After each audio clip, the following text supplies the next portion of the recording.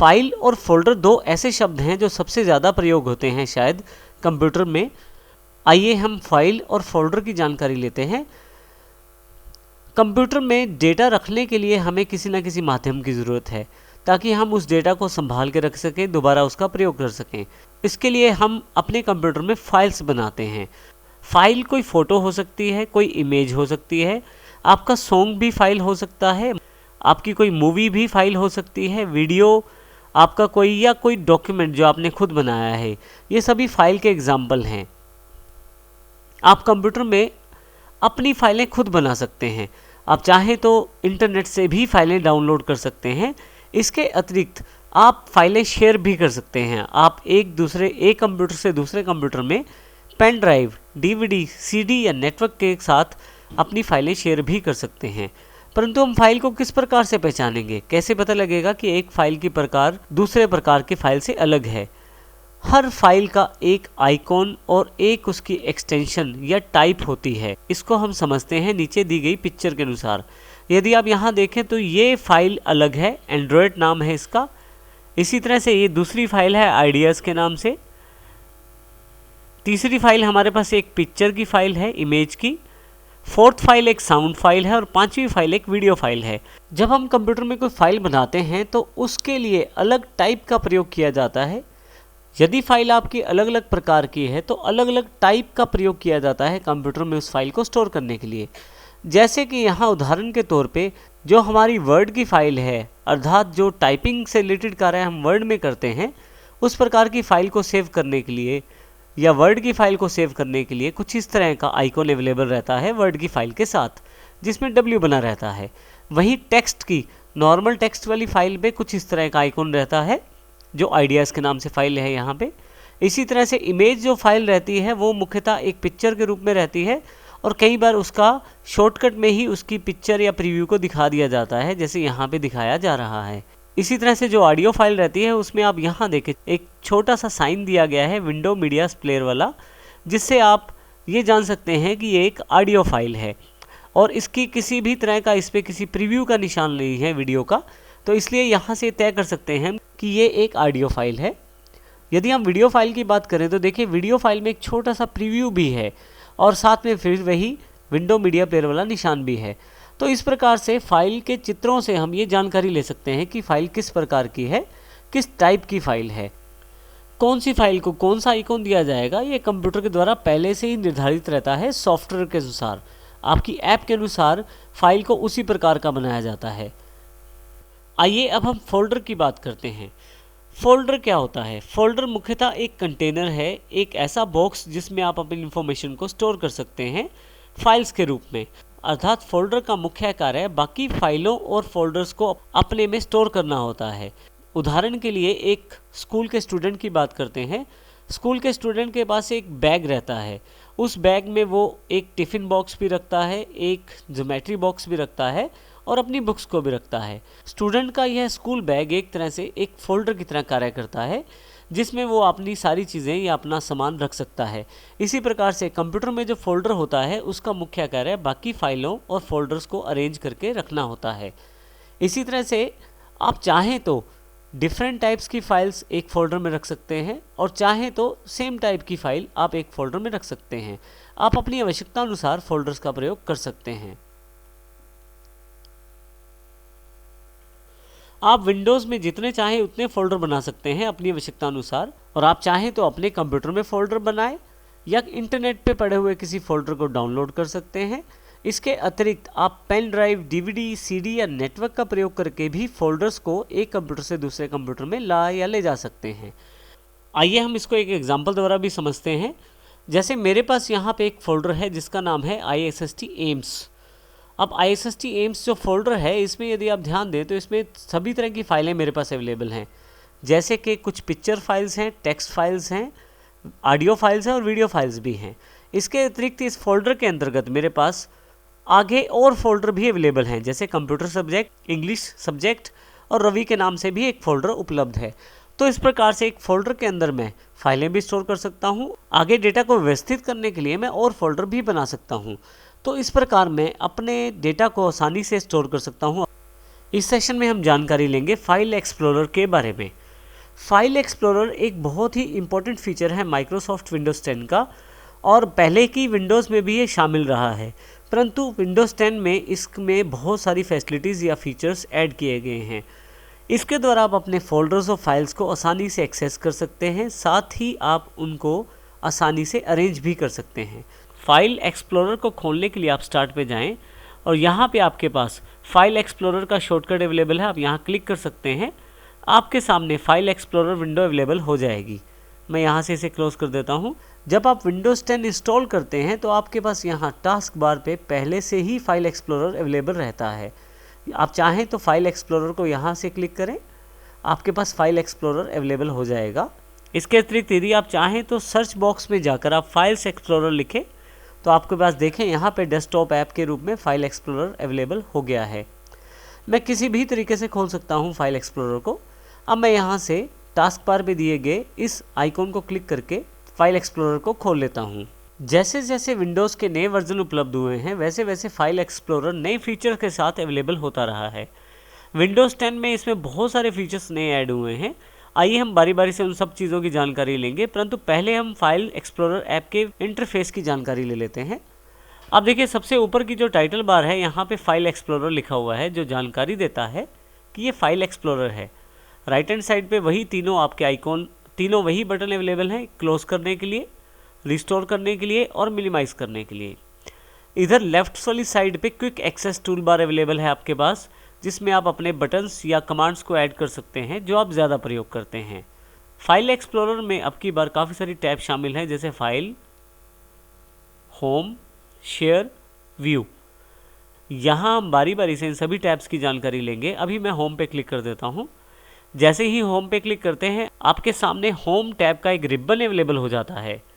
इस रिबन में यदि आप देखें तो काफ़ी सारे ग्रुप्स हैं, जैसे क्लिपबोर्ड जिसमें काफ़ी सारी कमांड्स अवेलेबल हैं, ऑर्गेनाइज, न्यू, ओपन, सेलेक्ट। इस तरह से आपके पास यहाँ काफ़ी सारे ग्रुप्स होम टैब के रिबन पे अवेलेबल हैं।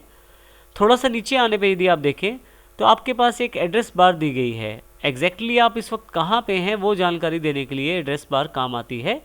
जैसे यहाँ जानकारी दी जा रही है अभी कि आप क्विक एक्सेस लोकेशन पे हैं अभी आप। इसी तरह से यहाँ पे आपके पास नेविगेशन के लिए कुछ बटन दिए गए हैं, अभी हम इनकी जानकारी भी लेंगे। आपके पास राइट हैंड साइड पे रिफ्रेश का बटन है।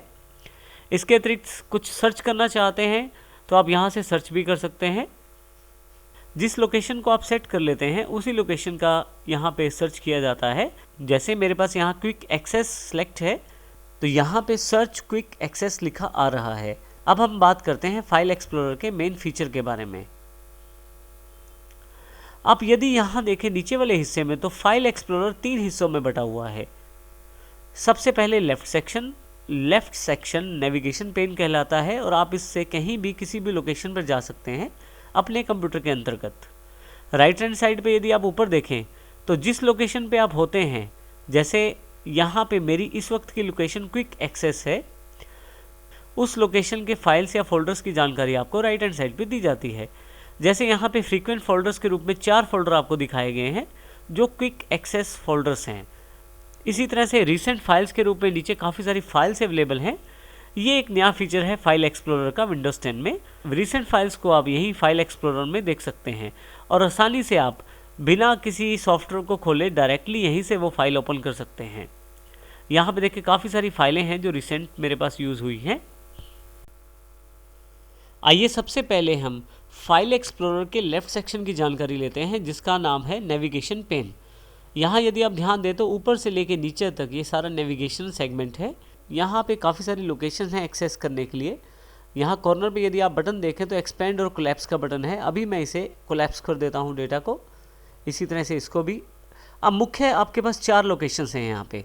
सबसे पहले क्विक एक्सेस, जहाँ पे आप अपने फाइल और फोल्डर्स का प्रयोग करते हैं। क्विक एक्सेस में आप फाइल फोल्डर्स को स्वयं ही जोड़ सकते हैं ताकि अगली बार यदि आपको जल्दी फाइल खोलना है तो वहाँ से आप डायरेक्टली उसे खोल लें। वन ड्राइव एक नया और बहुत ही इम्पोर्टेंट फीचर माइक्रोसॉफ्ट की तरफ से विंडोज़ 10 में शामिल किया गया है। वन ड्राइव आपको ऑनलाइन क्लाउड स्पेस अवेलेबल करवाता है 15 GB, वो भी बिल्कुल फ्री। परंतु इसके लिए माइक्रोसॉफ्ट का अकाउंट होना अनिवार्य है और उस अकाउंट का एक्सेस करके ही आप वन ड्राइव में डेटा स्टोर कर सकते हैं। इसके अतिरिक्त हमारे पास विंडोज 7 में जिसको माई कंप्यूटर कहते थे वो यहाँ पे दिस पीसी के नाम से अवेलेबल है। अर्थात यदि आप अपने कंप्यूटर में पड़े हुए फाइल्स और फोल्डर्स को देखना चाहते हैं तो दिस पीसी पे क्लिक करें, आपके पास यहाँ पे आपके कंप्यूटर के सभी लोकेशंस अवेलेबल हो जाएंगे। यदि आप नेटवर्किंग एनवायरनमेंट में काम करते हैं, अर्थात यदि आपके कंप्यूटर से और भी कंप्यूटर जुड़े हुए हैं, तो आप नेटवर्क फाइल्स को भी यहीं से एक्सेस कर सकते हैं। तो यहाँ पे जो लेफ़्ट नेविगेशन पेन है, इससे आप किसी भी लोकेशन पर आसानी से जा सकते हैं। आइए हम बारी बारी से सबको समझते हैं। सबसे पहले हम क्विक एक्सेस की बात करते हैं। क्विक एक्सेस में काफ़ी सारी लोकेशन यहाँ पे ऑलरेडी पिन्ड हैं। आप यहाँ से डायरेक्टली इन लोकेशंस को एक्सेस कर सकते हैं। जैसे आप देखना चाहते हैं कि डेस्कटॉप पे क्या है, आप डेस्कटॉप पे क्लिक करें और वहाँ पे अवेलेबल सभी फाइल्स या फोल्डर्स दिखाई दे जाएंगे। यहाँ पे 2 शॉर्टकट अवेलेबल हैं, नोटपैड और वर्डपैड के रूप में। इसी तरह से यदि आपने कुछ डाउनलोड किया हुआ है तो उसकी जानकारी यहाँ मिलेगी। मेरा डाउनलोड सेक्शन अभी एम्प्टी है। इसी तरह से यदि आपके पास डॉक्यूमेंट्स पड़े हुए हैं पहले से, तो वो भी आप यहाँ देख सकते हैं। जैसे मेरे पास यहाँ काफ़ी सारी फाइलें अवेलेबल हैं। और यदि आपने कुछ पिक्चर्स के रूप में स्टोर किया है तो वो भी आपके पास यहाँ अवेलेबल हो जाएगा आपके कंप्यूटर में। अब यहाँ एक बात ध्यान देने वाली है, विंडोज 7 में पहले से कुछ सैम्पल वीडियोस, पिक्चर्स और म्यूज़िक फाइल्स रहती थी, परंतु अब विंडोज़ 10 में इस तरह की कोई भी फाइल अवेलेबल नहीं है। परंतु यहाँ पे आप अपनी फाइलें स्टोर कर सकते हैं और आसानी से उनको एक्सेस कर सकते हैं। आप किसी भी फोल्डर को यहाँ पे क्विक एक्सेस में पिन कर सकते हैं। जैसे यहाँ पे अभी 4 लोकेशंस पिन्ड हैं, डेस्कटॉप, डाउनलोड्स, डॉक्यूमेंट और पिक्चर्स। मैं दिस पीसी पर आता हूँ और यहाँ से मैं वीडियो वाले फोल्डर को यहाँ पे पिन करना चाहता हूँ। आप राइट क्लिक करें वीडियोज़ वाले फोल्डर पे और पिन टू क्विक एक्सेस पे क्लिक कर दें। आप देखेंगे कि क्विक एक्सेस में वीडियोज़ वाला फोल्डर भी ऐड हो गया है। अब यदि आप यहाँ से इसे हटाना चाहते हैं तो राइट क्लिक करें और अनपिन फ्रॉम क्विक एक्सेस कर दें, यहाँ से हट भी जाएगा। इस प्रकार आप क्विक एक्सेस में अपने वो फोल्डर जोड़ सकते हैं जिन पे आप ज़्यादा जाते हैं या जिनमें आपको ज़्यादा कार्य करना होता है। इसी तरह से यदि आप ऑनलाइन वन ड्राइव का प्रयोग करते हैं तो वन ड्राइव पे क्लिक करेंगे तो आपके पास वन ड्राइव पे बने हुए सभी फाइल्स और फोल्डर्स की जानकारी अवेलेबल हो जाएगी। वन ड्राइव की जानकारी हम आने वाले सेशंस में लेंगे। अभी मैं इसे क्लोज कर देता हूँ। अब हम बात करते हैं दिस पीसी की। कॉर्नर पे दिए गए इस बटन से आप क्विक एक्सेस सेक्शन को आप कोलैप्स कर सकते हैं। जैसे मैं इसे हाइड कर देता हूँ अभी, या कोलैप्स कर देता हूँ। हमारे पास नेक्स्ट जो सेक्शन है वो दिस पीसी के रूप में है। अब हम दिस पीसी पे क्लिक करते हैं। दिस पीसी का अर्थ है इस कंप्यूटर में पड़ी हुई सभी लोकेशंस, फाइल्स, फोल्डर्स या ड्राइव्स की जानकारी आपके राइट हैंड साइड पे अवेलेबल हो जाएगी। दिस पीसी का अर्थ इस कंप्यूटर से है जिस कंप्यूटर को मैं प्रयोग कर रहा हूँ। जब आप दिस पीसी पे क्लिक करते हैं तो राइट हैंड साइड पे सभी फोल्डर्स, ड्राइव्स, डिवाइसेस सबकी जानकारी आपको यहाँ अवेलेबल हो जाती है। जैसा कि हमने बात की, दिस पीसी का अर्थ इस कंप्यूटर में दिखाई जाने वाली सभी लोकेशन से है। जब आप दिस पीसी पे क्लिक करते हैं राइट हैंड साइड पे आपको सभी फोल्डर्स और डिवाइस और ड्राइव्स की जानकारी मिलती है। यहाँ किसी भी लोकेशन को यदि आप एक्सेस करना चाहते हैं तो आप डबल क्लिक कर दीजिए। जैसे मैं डेस्कटॉप पे डबल क्लिक करता हूँ तो डेस्कटॉप से रिलेटेड सभी जानकारी यहाँ अवेलेबल हो जाती है। यहाँ एक महत्वपूर्ण बात ये भी है कि आप यहाँ ऊपर एड्रेस बार से ये चेक कर सकते हैं कि अभी आप कहाँ पे हैं। जैसे दिस पीसी के अंदर क्लिक करने के पश्चात मैं डेस्कटॉप सेक्शन पे हूँ। यदि आप डेस्कटॉप लेवल से एक लेवल ऊपर जाना चाहते हैं तो आप अप बटन का प्रयोग कर सकते हैं, और फिर से वापस आना चाहते हैं तो बैक का बटन है जहां से आप वापस आ सकते हैं। जिन जिन लोकेशंस पे आप गए हैं उन लोकेशंस पे आपको वापस लेके आएगा। इसी तरह से फॉरवर्ड अर्थात फिर से आगे जाने के लिए आप इसका प्रयोग कर सकते हैं। अभी मैं यहाँ से दिस पीसी पे दोबारा क्लिक कर लेता हूँ। यहाँ नीचे की तरफ ड्राइव्स दी गई हैं। डिवाइसेस एंड ड्राइव्स के सेक्शन में यदि आप ध्यान दें तो यहाँ पे 4 ड्राइव्स दी गई हैं। सबसे पहली लोकल डिस्क सी, ये सी ड्राइव सेक्शन है, ई ड्राइव सेक्शन और इसी तरह से F drive section. H drive मेरे लैपटॉप की डीवीडी ड्राइव है। अब यहाँ पे यदि आप यहाँ पे किसी भी ड्राइव के किसी भी फाइल या फोल्डर को एक्सेस करना चाहते हैं तो आप डबल क्लिक कर दीजिए। जैसे मैं यहाँ ई ड्राइव पे डबल क्लिक कर देता हूँ तो मेरे सामने काफ़ी सारे फोल्डर अवेलेबल हो जाते हैं। जितने भी येलो कलर्स के यहाँ पे आइकॉन नज़र आ रहे हैं वो सभी फोल्डर्स हैं। अब इनमें आगे मैं किसी फोल्डर में जो एक्सेस करना चाहता हूँ उसको डबल क्लिक करके कर सकता हूँ। जैसे मैं यहाँ पे ट्रेनिंग मटेरियल पे डबल क्लिक करना चाहता हूँ। अब देखेंगे कि यहाँ पे ट्रेनिंग मटेरियल से रिलेटेड मेरी जो फाइल्स और फोल्डर्स हैं वो सभी यहाँ अवेलेबल हो गए हैं। वापस आने के लिए मैं फिर से यहाँ पे इस बटन को क्लिक कर सकता हूँ। इसके अतिरिक्त कीबोर्ड पे बने हुए बैक बटन का प्रयोग भी मैं कर सकता हूँ, जिससे मैं आसानी से वापस आ सकता हूँ। तो इस तरह से ई ड्राइव पे बने हुए किसी भी फोल्डर पे मैं जा सकता हूँ और अपनी फाइलों का प्रयोग कर सकता हूँ। किसी भी फाइल या फोल्डर को खोलने के लिए आपको केवल डबल क्लिक करना है। जैसे मेरे पास ये सैम्पल डॉक्यूमेंट है, मैं डबल क्लिक करूँगा तो मेरे पास ये फाइल अवेलेबल हो जाएगी। मैं यहाँ से इसे क्लोज कर देता हूँ। दिस पीसी में यदि आप यहाँ ध्यान से देखें तो ऊपर की तरफ desktop, documents, download, music, pictures और वीडियोस के रूप में 6 ऐसे फोल्डर पहले से दिए गए हैं जहाँ पे आपकी डिफ़ॉल्ट लोकेशंस रहती है इन चीज़ों को स्टोर करने की।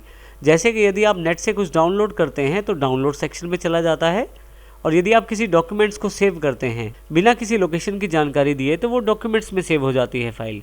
इसी तरह से पिक्चर्स और वीडियोज़ आप अपने इन फोल्डर्स में स्टोर कर सकते हैं। यहाँ से मैं इसे हाइड कर देता हूँ, इस सेक्शन को, दिस पीसी को। नीचे की तरफ मेरे पास नेटवर्क सेक्शन भी है।